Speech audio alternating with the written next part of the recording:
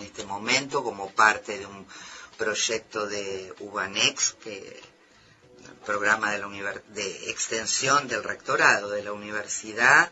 Ahí se está trabajando junto con la municipalidad de Avellaneda, juzgados de la zona y también cuando requieren, hay derivaciones, escuelas, docentes, digamos, hay realmente es como una caja de resonancia de la problemática y de las nuevas problemáticas, ¿no es cierto?, que aparecen, por lo menos las nuevas formas en que viene presentado el malestar.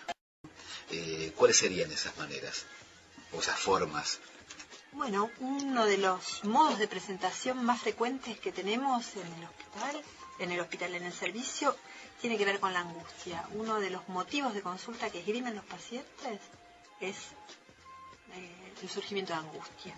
A veces esa angustia está relacionada a temas ligados a un problema de pareja, problemas familiares o cuestiones más inespecíficas.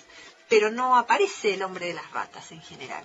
No aparece alguien con un síntoma formado más por la vía de la representación obsesiva o del ceremonial. En general es más frecuente que aparezca una presentación de un malestar más difuso o la angustia, ¿no?, como un momento más álgido, ¿no? Lo cual hace pensar que quizás la gente consulta antes de que haya no tanto tiempo de espera y que se forme un síntoma más cristalizadamente, o quizás que hay modos como la angustia donde no se llega al armado del síntoma, ¿no?, que es más difícil también durante la dirección de los síntomas.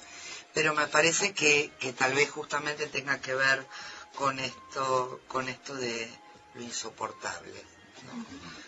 Hay algo que se transforma en insoportable y la respuesta es esta angustia que a veces es desmedida y tiene que ver con lo que uno puede llamar un caso más de urgencia y la espera. Ya que hablabas antes del servicio, justamente una de las formas es, digamos, nosotros tenemos 2 días de recepción de los pacientes nuevos. Lo llamamos entrevista de recepción. Mónica hace ese hincapié en que no es una entrevista de admisión, sino de recepción.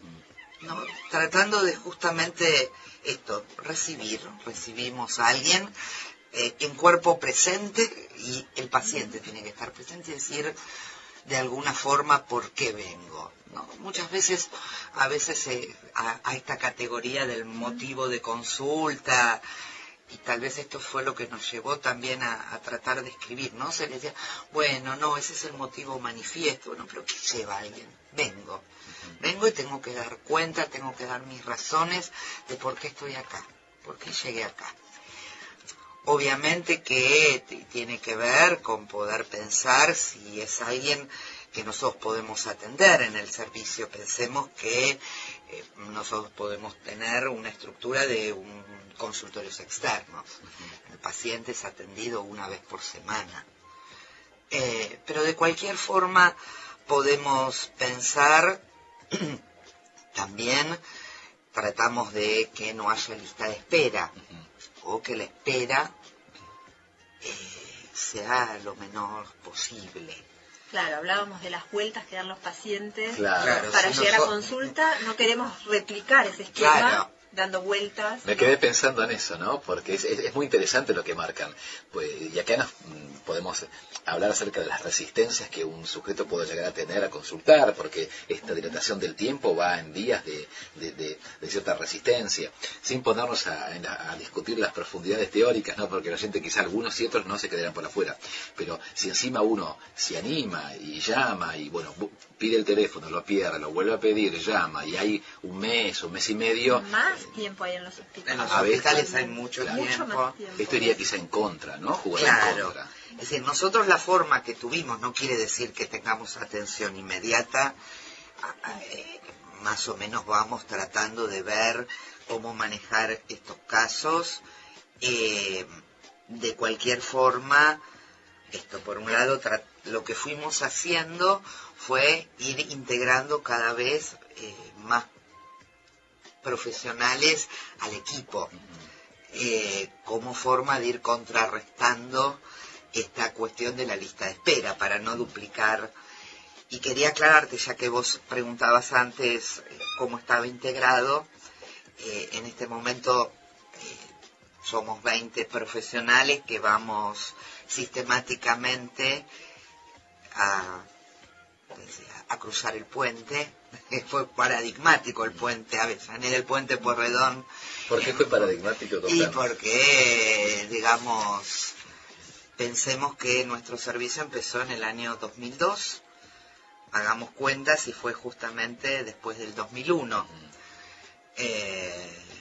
Y era no solamente la ciudad de Avellaneda, todo el país estaba bastante convulsionado y el propio servicio fue como también virando, vos preguntabas por los motivos de consulta, también fue como virando las distintas problemáticas, más allá de los cortes del puente Pueyrredón y poder llegar o poder cruzar.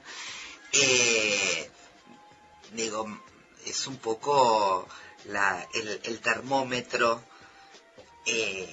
Y antes en el corte Vanina comentaba, de repente determinadas situaciones económicas hicieron que familias que vivían, perdieron el trabajo y tenían que vivir con sus suegros, con su madre, familias que viajaron al exterior, viajaron al interior, con lo cual muchas veces, a pesar de que vivíamos en un momento de urgencia social, las consultas, nadie vino a pedirnos trabajo, ¿no? Había una subjetivación, tratamos de darle lugar a la subjetivización de ese malestar, ¿no? Como esa situación que uno podría decir traumática para muchos, cómo esto era vivido y vivenciado por cada cual, y cómo esto se inscribía en la historia de cada quien. Y entonces, me parece que, bueno, fuimos tratando de ir dando respuesta a cada uno. Esa era como la primera duda que teníamos nosotros.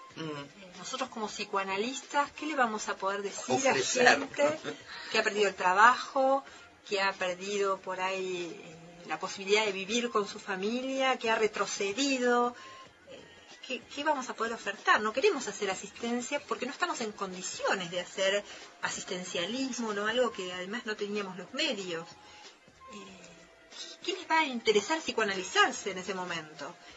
Y curiosamente, cuando abrimos un espacio, ¿no?, de escucha para que emergieran los problemas más subjetivos, aparecía de golpe. Me acuerdo de una paciente que formaba parte de este grupo, que se había tenido que ir a vivir a lo de la suegra, y estaba, cuando dejó de quejarse, porque hubo un primer tiempo de casi podríamos decir de catarsis de todo eso, el problema era que su suegra trataba mucho mejor a la otra cuñada, ¿no?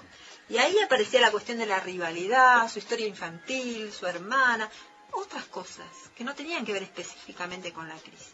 Y es interesante el ejemplo porque marca de cómo algo traumático en lo social aparece como traducido, ¿no? Toca cierta hebra fina en la singularidad de cada paciente y allí aparece el caso por caso. Y fue interesante lo que vos marcabas recién. Es interesante todo lo que están trayéndonos y les agradecemos.